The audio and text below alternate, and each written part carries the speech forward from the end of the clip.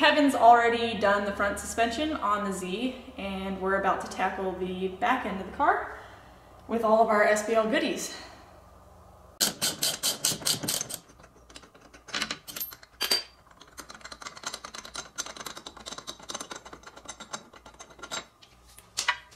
Alright guys, as you can see, Savannah is removing the last of the OEM arms on this thing. As you can see, I've already drilled our hole for the canisters for the BC Racing coilovers to go through so we can adjust it from inside the car.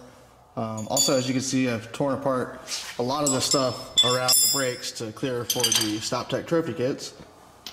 And up next is to put the SPL arms on and also put the BC Racing ZR coilovers on.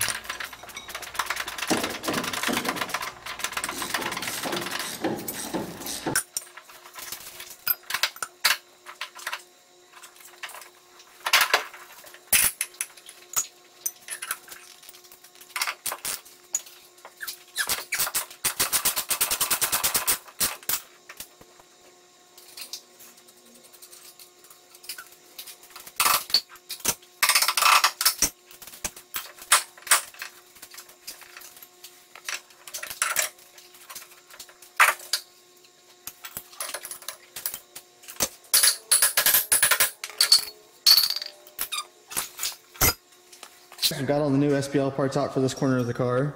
As you can see, I am putting these older mid-links on. This was off of the G35. I actually stole the new mid-links that we have from SPL for this car. So, sorry endurance car, but for now, you're gonna get these. On this car and the G35 now, we no longer use the spring purchase. We actually ended up using the traditional coilovers from BC Racing for these. So, as you can see, we're going to demonstrate both pieces.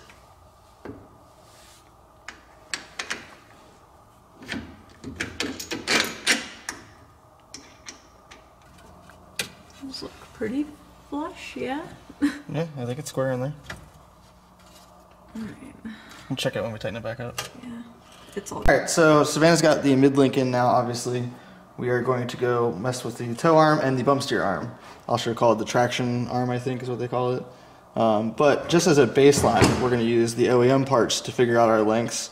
Obviously, this car is going to have a more aggressive alignment than an OEM car, but it's a good place to start. So one thing you always want to do is make sure that when you adjust the length of these arms, you do equal adjustment to both heim joints. If you exaggerate one versus the other, you're going to put more strain on one than the other, and that's one thing you definitely don't want to do.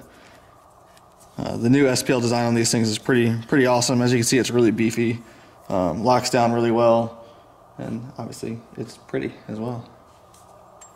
So we're just going to kind of get this in the ballpark. As you can see, we need to extend it quite a bit. We need to go the correct direction too. So we're getting closer. To adjust this one, you have to hold this side, obviously.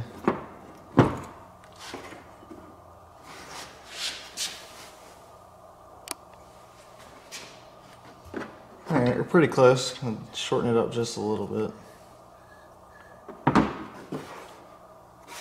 Alright, I think that's ready. Let's put it on.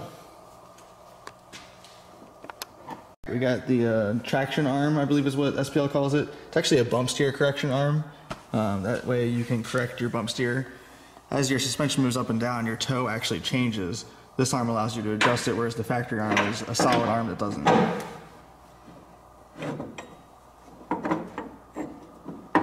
As you can see, it mounts down here onto the hub on the bottom side.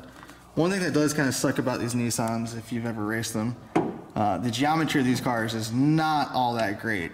The nice thing about the SPL stuff, they offer a lot of components and parts that allows you to correct some of the issues like the bump steer and the anti-squat.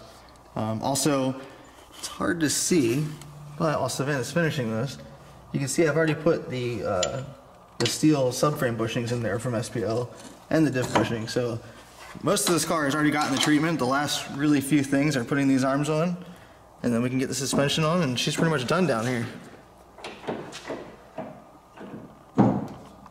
Alright, last one. I know you're excited. I want to give you some cutters to cut the zip ties off. One more left.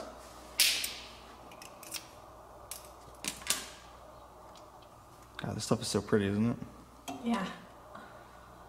Also, we've had these things on both of our race cars. They clean up really well too. They're really easy to wipe down. Obviously, the spherical bearings help with that because everything is a smooth metal surface. But these things are beefy. They're strong. You know, they've survived wrecks on my car. You know, we used to run these in the World Challenge 370Zs as well, and it's hard to beat the quality of SPL. All the adjustment for the rear camber arms and tow arms are on the SPL components themselves. As you can see, we're putting eccentric lockout kit from SPL on the car as well. On the factory car, all of your adjustment is done in an eccentric bolt, which is oddly shaped and allows, as you rotate it, to change the camber and tow. We want to lock all that stuff out and have it be as completely solid as possible on the inner mounting points and do all of our adjustments where SPL has provided them.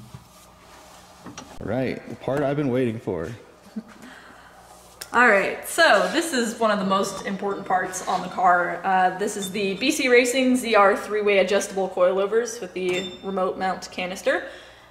Basically, we run the same thing on the Time Attack cars, except we have this one set up a little bit different for softer springs. This car is going to be an endurance racing car, so we need the softer suspension to help with comfort for the drivers, but also to help with wearing tires and other things. So really looking forward to getting these on the car and feeling this out. It'll be different to tune these in for a 9-hour race, but we're looking forward to the challenge. All right, let's do it.